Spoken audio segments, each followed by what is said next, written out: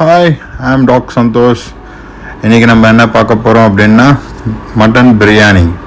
இது மட்டன் பிரியாணி எப்படி செய்கிறதுன்றதை சொல்கிறேன். இது நான் எடுத்துக்கிறது வந்து பார்த்திங்கன்னா 1 கிலோ மட்டன், 1 கிலோ ரைஸ். அதுக்கு ஃபஸ்ட்டு 1 கிலோ மட்டனை நல்லா க்ளீன் பண்ணி அதில் ஒரு இஞ்சி பூண்டு பேஸ்ட் கொஞ்சம் போட்டு சால்ட் போட்டு வேக வச்சுருங்க.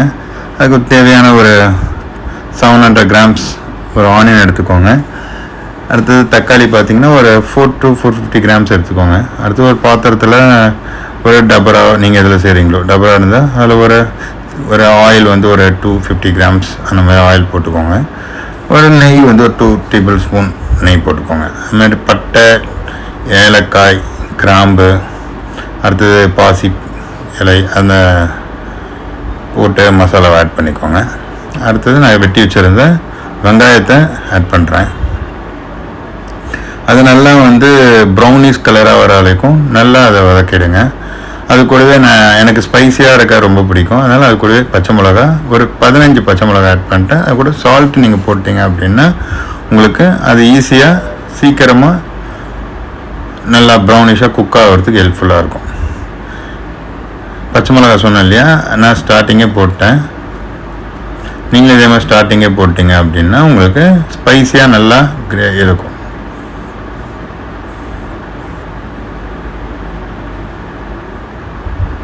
அடிக்கடிக்கு நல்லா கிண்டிக்கோங்க.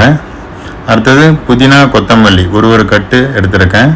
அதை ஃபுல்லாக நல்லா நறுக்கி அலசி க்ளீன் பண்ணி ஃபுல்லாக அதை போட்டு மிக்ஸ் பண்ணுறேங்க. நெக்ஸ்ட்டு இந்த மாதிரி நல்லா ஃபுல்லாக டீப்பாக நல்லா ஃப்ரை பண்ணுங்கள். அதுக்கப்புறம் ஒரு 5 மினிட்ஸ் கழித்து இஞ்சி பூண்டு பேஸ்ட்டு ஒரு சின்ன ஒரு 4 டேபிள் ஸ்பூன் அளவுக்கு இஞ்சி பூண்டு பேஸ்ட்டு அதை போட்டு நல்லா கிளறி விட்டுருங்க. ஒரு 5 மினிட்ஸ் 10 மினிட்ஸ் அந்த பச்சை ஸ்மெல்லு போயிட்ட பிறகு ஒரு நறுக்கி வச்சுருந்த தக்காளி அதை போட்டு நல்லா ஒரு 10 மினிட்ஸ் வரைக்கும் நல்லா டீப்பாக ஃப்ரை பண்ணிட்டே இருங்க. இஞ்சி பூண்டு பேஸ்ட்னால அடிப்பிடிக்கும், அதனால் நல்லா மிக்ஸ் பண்ணி கிளறி விட்டே இருங்க. அடுத்தது இதுக்கு தேவையான மசாலா என்னென்ன போடுறோன்னு பார்த்தீங்கன்னா மல்லித்தூள் 2 ஸ்பூனு, மிளகாய்த்தூள் 2 ஸ்பூனு, பிரியாணி மசாலா 1.5 ஸ்பூனு, அப்புறம் கரம் மசாலா 1 ஸ்பூன். இது போட்டு நல்லா கலந்து விடுங்க. இந்த மசாலா போட்டால் அடிப்பிடிக்கிற மாதிரி இருக்கும். அதை அடிப்பிடிக்காத அளவுக்கு நல்லா கலந்து விட்டுருங்க. அடுத்து ஒரு 250 கிராம்ஸ் கர்ட் தயிர் அதை நல்லா ஆட் பண்ணிக்கோங்க. 1 லெமன் அதை நல்லா புழிஞ்சு விட்டுருங்க. பண்ணிட்டு நல்லா ரெண்டுமே போட்டு நல்லா மிக்ஸ் பண்ணிக்கோங்க. அது ஒரு 10 மினிட்ஸ் நல்லா கிரேவி மாதிரி நல்லா ட்ரை ஆகிற அளவுக்கு நல்லா மிக்ஸ் பண்ணிக்கோங்க.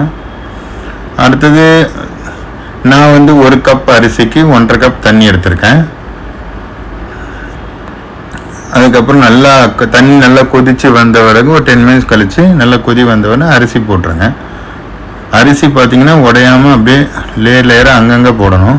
அடுத்து நான் தம் போட்டு எடுத்துட்டேன். ஒரு 50% குக்கான பிறகு நீங்கள் அதை மூடி வச்சு ஒரு கடாய் கீழே வச்சு அது மேலே வச்சு தம் போட்டுருங்க.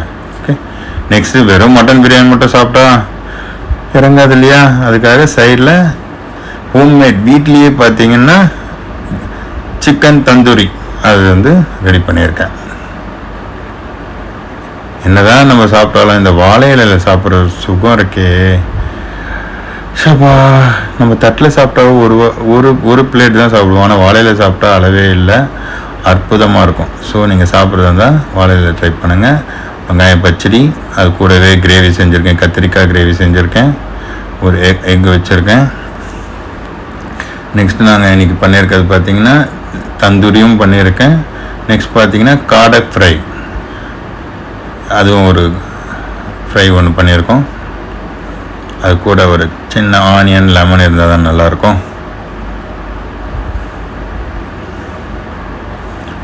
போன பிரியாணி உடைச்சி எடுத்தது. ஆனால் மட்டன் பீஸ்லாம் பார்த்திங்கன்னா அப்படியே பஞ்சு மாதிரி ஆக்சுவலி ஆகிடுச்சு. ஏன்னா நம்ம குக்கரில் கொஞ்சம் ஒரு விசில் அதிகமாக விட்டுட்டேன், அதனால் கொஞ்சம் அந்த பஞ்சு மாதிரி ஆகிடுச்சு. நீங்கள் ஒரு 3 விசில் விட்டுருங்க, அப்போ தான் உங்களுக்கு அது நல்லாயிருக்கும். மட்டன் பீஸ் எப்போ போடணும்னு நான் சொல்ல மறந்துட்டேன். நீங்கள் அரிசி போடுறதுக்கு முன்னாடி போட்டுருங்க, சரிங்களா? மட்டன் பீஸ் போட்ட பிறகு அதுக்கப்புறம் அரிசி போடுங்க. அது வீடியோ எடுக்கலை, அதுக்காக இதில் சொல்லலை, அதனால் லாஸ்ட்டாக சொல்கிறேன். அந்த ரைஸை பார்த்தீங்கன்னா அப்படியே உதிரியாக நீட்டமாக இருக்கணும், அப்போ தான் பிரியாணிக்கே பார்க்க அழகாக இருக்கும். இந்த வீடியோ உங்களுக்கு பிடிச்சிருந்தா லைக், ஷேர், சப்ஸ்கிரைப் பண்ணுங்கள். தேங்க்யூ.